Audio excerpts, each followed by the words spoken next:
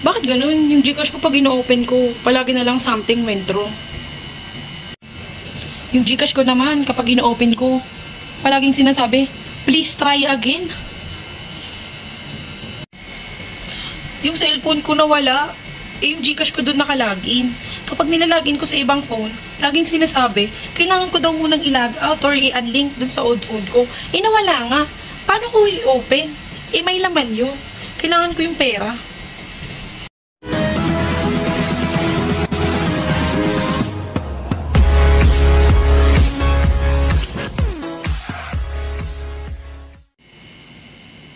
Hi guys! Welcome back to our vlog.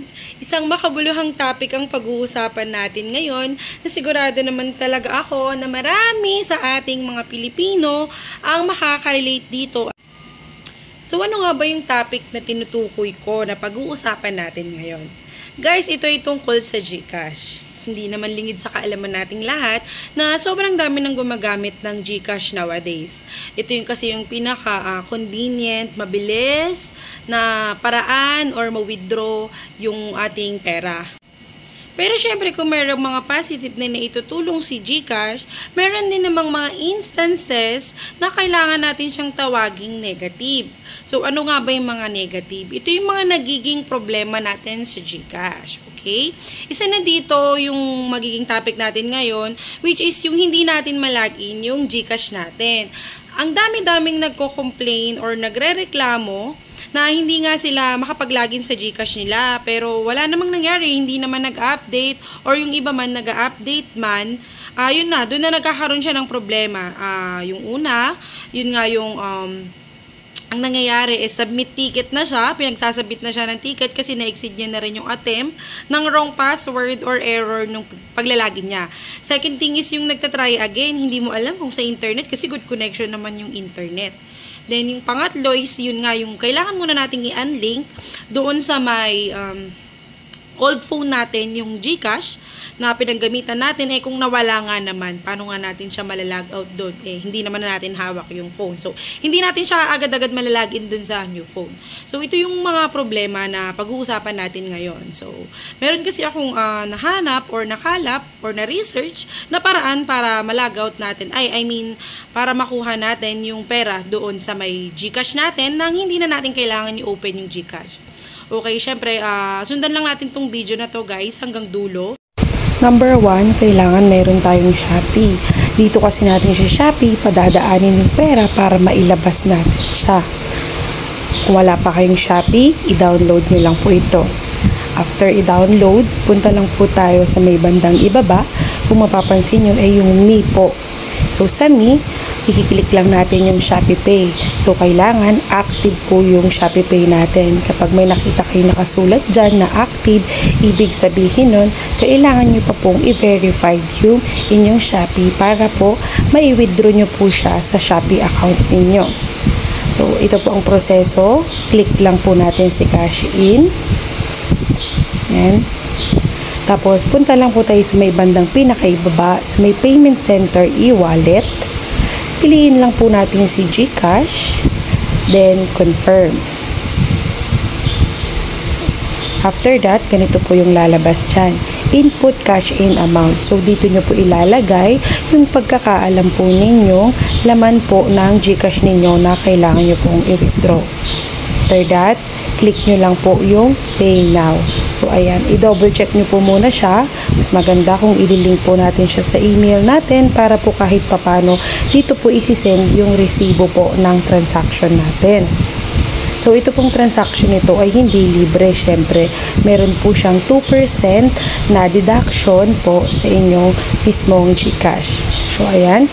Ganito po yung lalabas. After that, input nyo lang po yung inyong Gcash number kung saan nyo kukunin yung mismong pera po na i-withdraw natin, Pagkatapos nyo pong i-input yung number ninyo, i-click nyo lang po yung next. So, may magte-text po dyan na OTP sa inyo at yun po yung ilalagay natin dito. Syempre, palaging tandaan na kung meron man po kayong unauthorized transaction, wag nyo pong ibibigay kahit kanino ang OTP ninyo, So, ayan, i-hide ko lang yung password. Kailangan din kabisado nyo yung password para makash out nyo yung pera. don't forget, kailangan kabisado nyo po yung password kasi kung hindi nyo po maika-cash out dyan yung pera. I-double check ang information or amount, then click pay, and lilipat na po ang pera mula sa iyong GCash papunta sa iyong Shopee Pay. So, di ba ang dali lang? Hindi mo na kailangang ipilit na i-open ang iyong GCash para lang makuha yung laman. So, isa talaga to sa na-discover ko kaya talagang i-share ko. So, ayan, payment successful na siya. So, mas maganda i-screenshot din natin itong transaction na ito para kung sakaling magkaroon ng problema ay mayroon tayong copy ng reference. So, ayan na siya. Kung mapapansin nyo, nandito na pumasok na yung 10 pesos na tinransfer ko.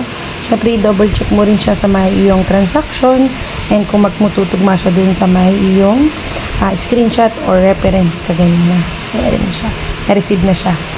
Ang proseso naman na isusunod natin dito, siyempre, yung paglipat na natin sa active GCash or sa bank account na paglilipatan natin ng pera. Click nyo lang po yung bank name kung sakaling sa bank name nyo siya i-withdraw. So, pilapan nyo lang po yung bank name, account number, tsaka syempre yung full name po ng bank account po ninyo. So, since ako kasi ang napili ko po talaga dito na paglalabasan ko since 10 pesos lang naman is sa GCash. So, other e-wallet lang po yung i-click natin, transfer to a new wallet. Then, tsaka po natin ilalagay yung full name po ng GCash na sisendan po natin. So, full name po, full name po yung hinihingi nila dyan. Tapos, ayan, pili po kayo dyan. Siyempre, kung ano pong bank yung pagtatransferan natin. So, marami kayong pagpipilian dyan. Nandiyan din yung Maya, Coins, at mga iba pa. Even remittance or Palawan nandyan din. So, click ko lang si GCash kasi sa GCash ko talaga siya ilalabas. So, ayan din. Type your phone number. Yung phone number po ng GCash na pagpapasahan ninyo. Then, click nyo lang po yung next. Don't forget, paki-double check po yung number na sisendan po ninyo para hindi po tayo magkakaroon ng problema na naman, syempre. So, ayan. So, ito tinry kong 20 pesos pero since meron nga pala siyang charge na 15 pesos, 10 pesos lang yung masisend ko kasi 27 pesos lang yung balance. So, sa lahat po ng transaction, kahit gano'ng kalaking amount pa yan, 15 pesos po ang transfer from the Shopee Pay to your bank. So, ayan. Double check nyo lang po double check. Don't forget. Okay. So, pag na-double check nyo na po, click nyo na po yung send money. At ito na nga, nang successful na nga yung transaction natin. So, after that, click nyo lang po yung okay. Tapos, pupunta na po tayo sa GCash para po i-double check natin kung pumasok na po ba doon yung ating pong itinransfer na 10 pesos. Yes, 10 pesos lang syempre. So, ayan, nilagin ko na siya. So, ayan na nga, from 2 pesos now to 12 pesos. Double check natin sa may transaction.